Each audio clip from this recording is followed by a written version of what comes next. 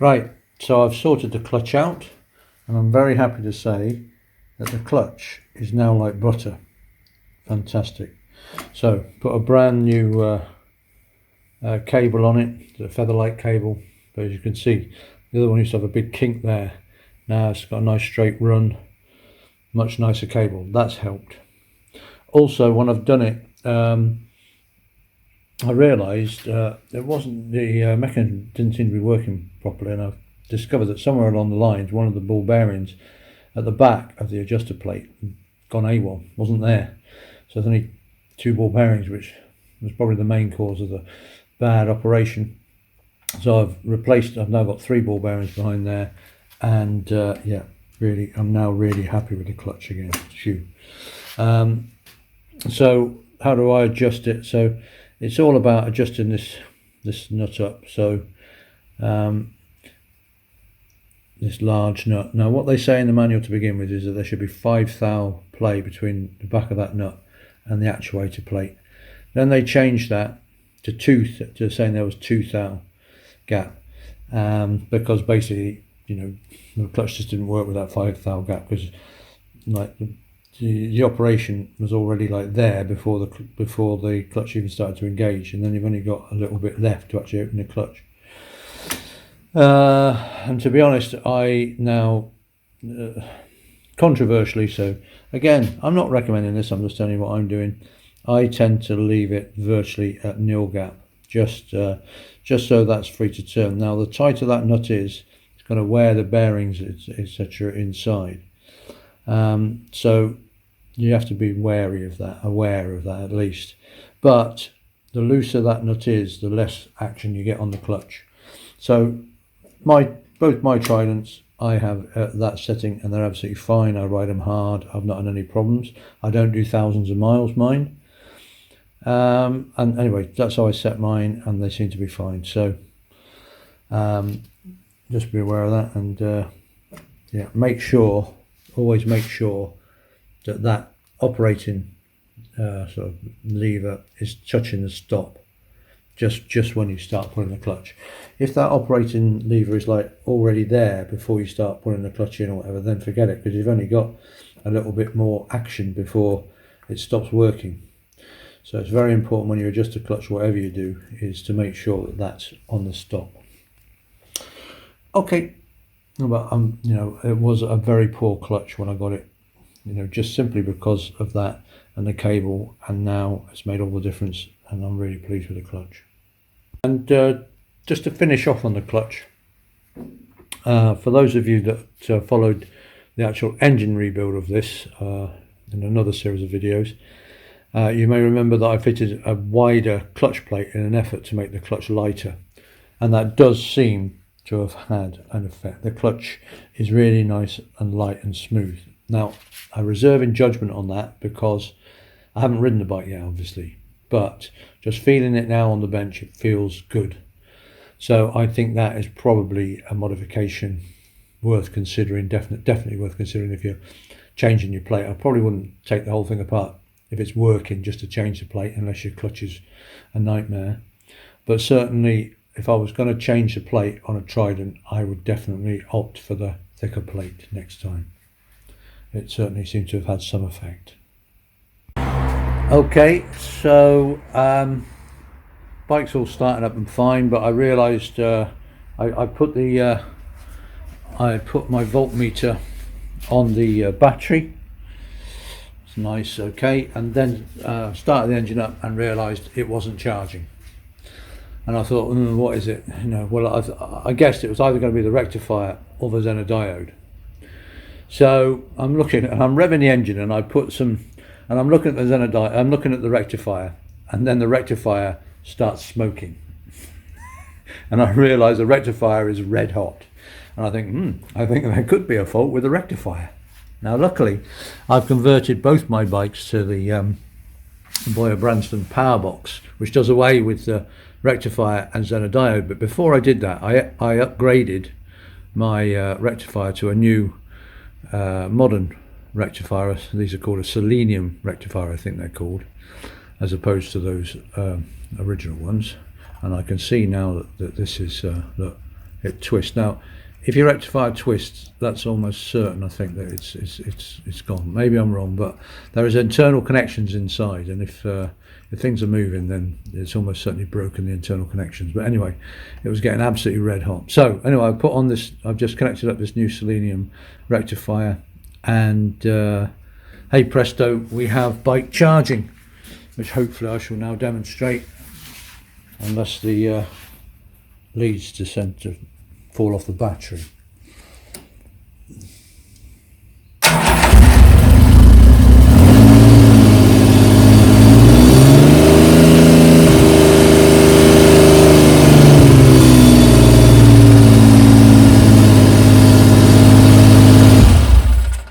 So there we go. We now have battery charge, so that's really good. So I'll just take that old rectifier off and bolt the new one on where the old one was, and that's good. So that's another problem sorted. What else to mention? There's a few other things I've been meaning to mention.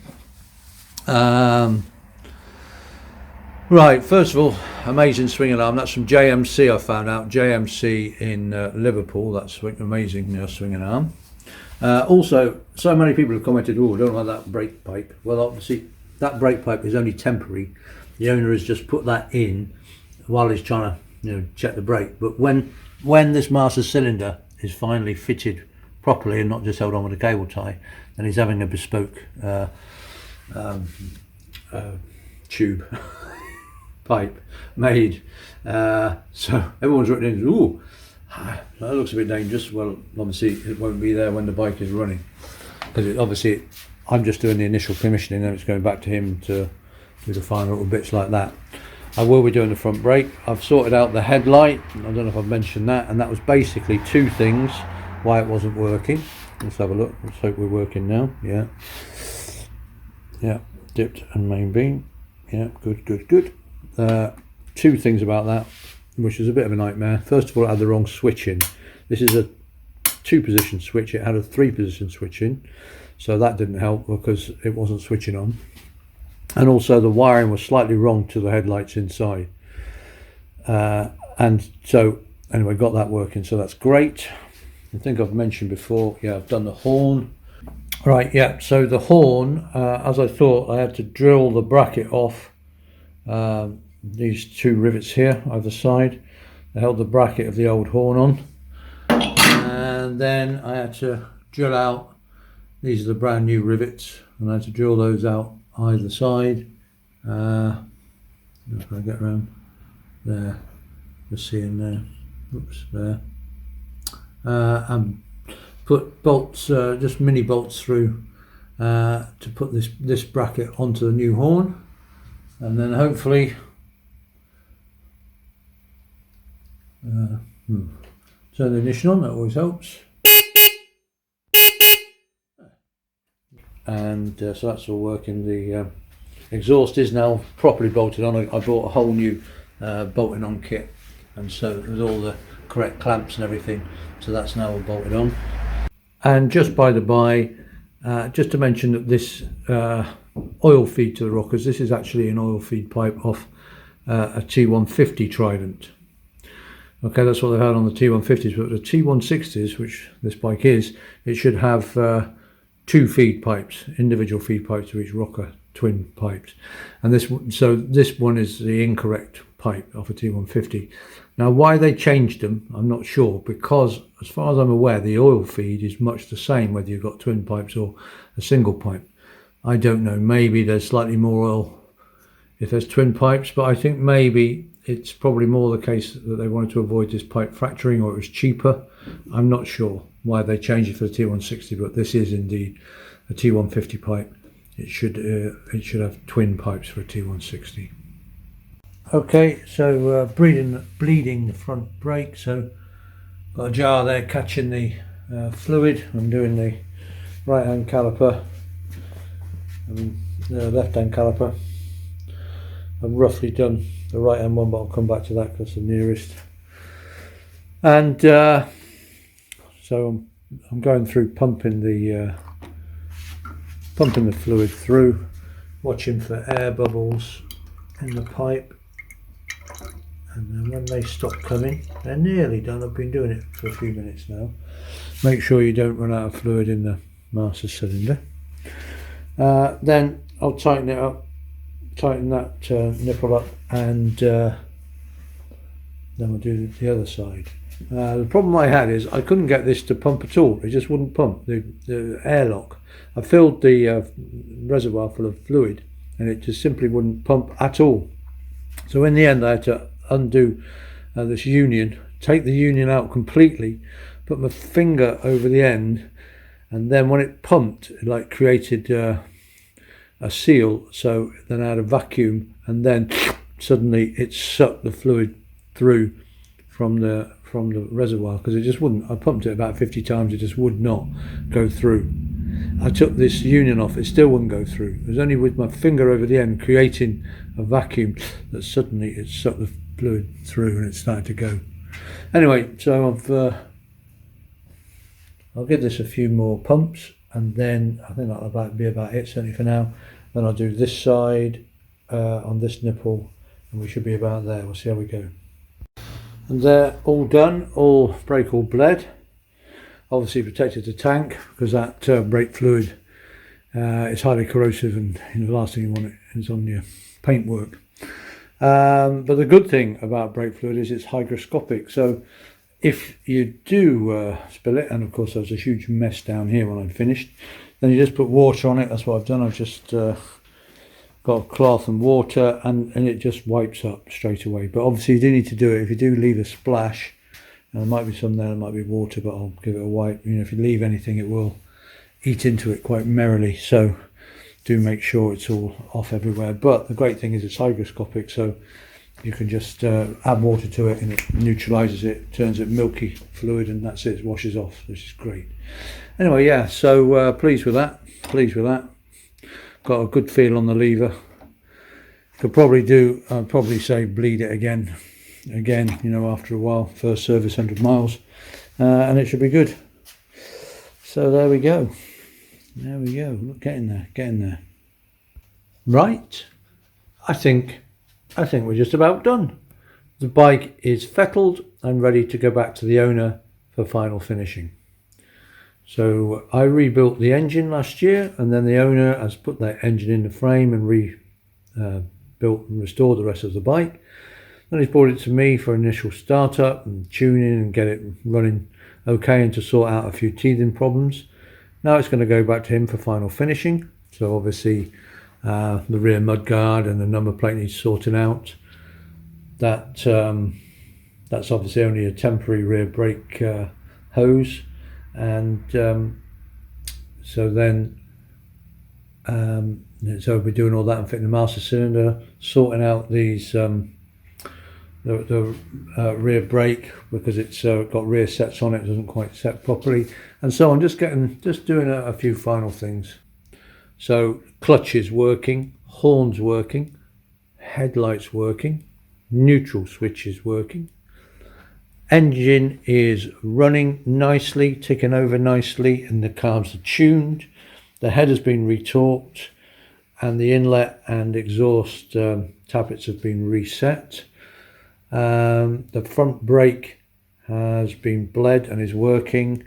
The horn has been replaced, and the charging system has been checked, and I fitted a new rectifier because it wasn't charging.